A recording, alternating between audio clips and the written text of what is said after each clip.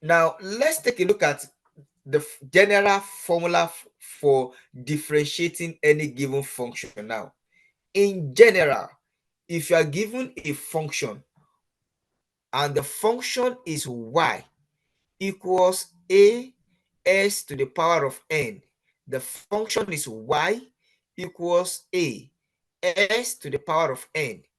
To get your dy ds, to differentiate your y with respect to s, this your n, you will remember that in this your n, you need to move it to this side. But before that, we first of all write our a. So you have your a, then n will come down to this place, s raised to the power of n, s raised to the power of n, then subtract 1 from it.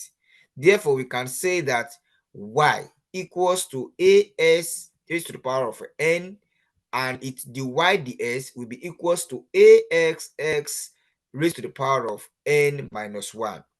Now, let's take a look at some of the problem we have here, and we are going to apply that general expression for solving differentiation to it so that we can get our results. Now, here we have y equals 4 s to the power of 2. According to that law, that techniques we have here now, so we have 4 multiplied by 2, that will give you 8.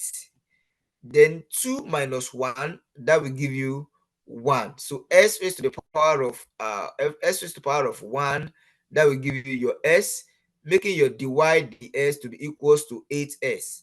Also, y is equals to 8s raised to the power 5. Your dy ds will be equals to 40s raised to the power of 4.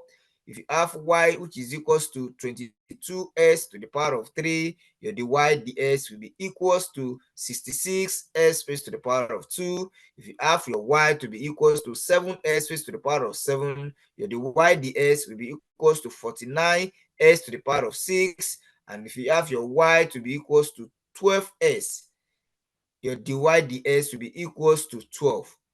Also, for negative problem, if you have your y to be equals to 4x minus 2, then your dy ds, that will be minus 2 times 4, that will give you minus 8. Then you have your x minus 2 minus 1, that will give you minus 3, giving you your answer to be minus 8s raised to the power of minus 3.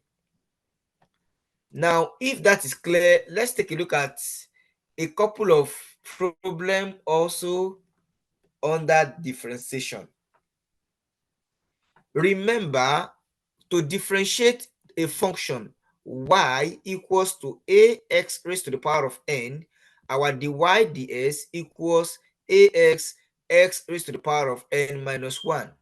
Suppose you have your s which is equals to t raised to the power of 2.8. Then this time around you have ds dt. ds dt. 2.8 will come to this side, that is 2.8t. Then 2.8 minus 1, that will give you 1.8. So your answer for this is 2.8t raised to the power of 1.8.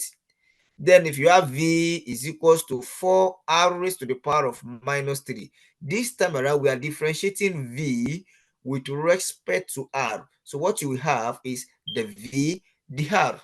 So if you have the v, the r, that will give you your answer to be minus 12 r raised to the power of r raised to the power of minus 4.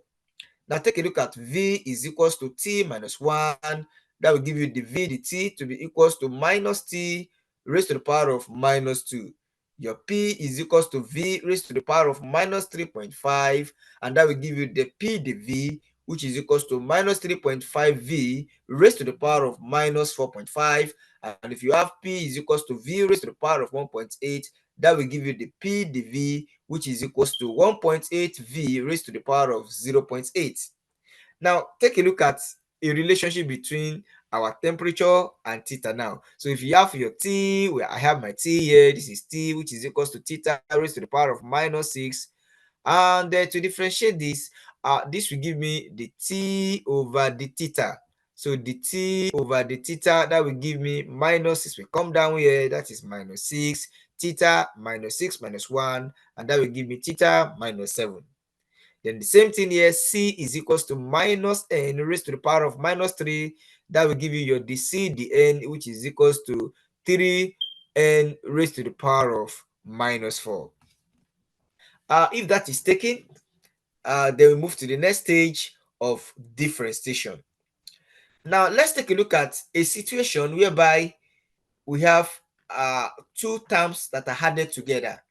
How then do we differentiate such a problem? Remember, to differentiate any given function, y is equals to ax to the power of n. dy ds equals anx raised to the power of n minus 1. Let's take a look at this example now.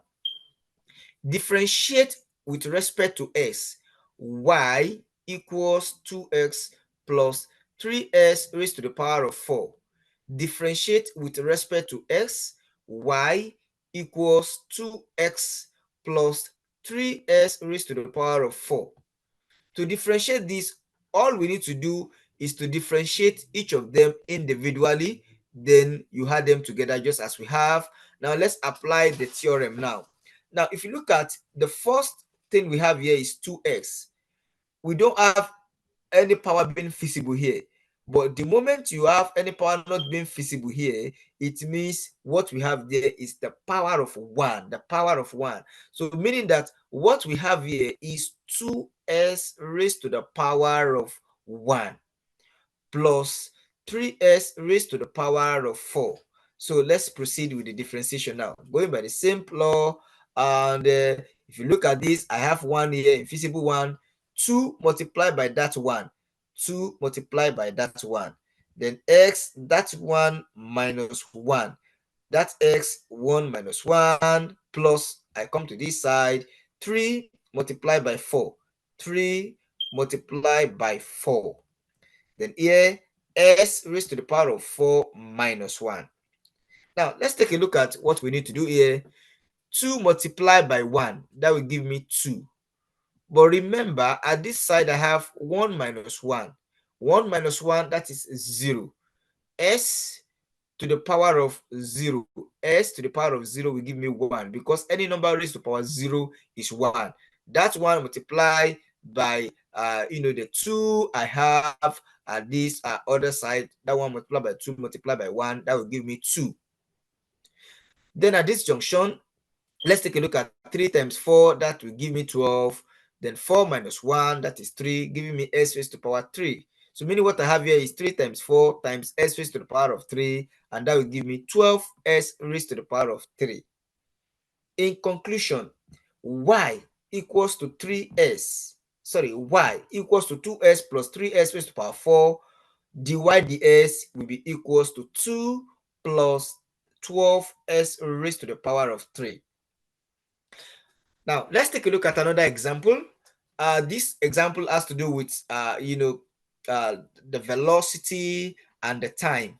We have that the velocity is given as 5t minus 10t raised to the power of 2. And you have to differentiate your v with respect to time. Then how do we go about that? So we have the v, the t, equals, there is nothing here. It means there is invisible power of 1 here. There is invisible power of 1 here. Therefore, 5 times that invisible power of 1, 5 times 1, everything in brackets, then t, that invisible 1 minus 1, 1 minus 1. That settles this section. The minus here, 10 multiplied by 2. I have 10 multiplied by 2, everything in the brackets. Then I have my t now to be equals to 2 minus 1. And that will give me, this is t, 1 minus 1. That is 1 minus 1 is 0. T raised to the power of 0, that is 1. 1 multiplied by 5 multiplied by 1, that will give me 5. And at this junction, I have 10 multiplied by 2, that is 20. Then 2 minus 1, that is 1. T raised to the power of 1, that will give me t. Meaning that v is equals to 5t minus 10t squared. When you differentiate it, you will have your 5. minus 20t.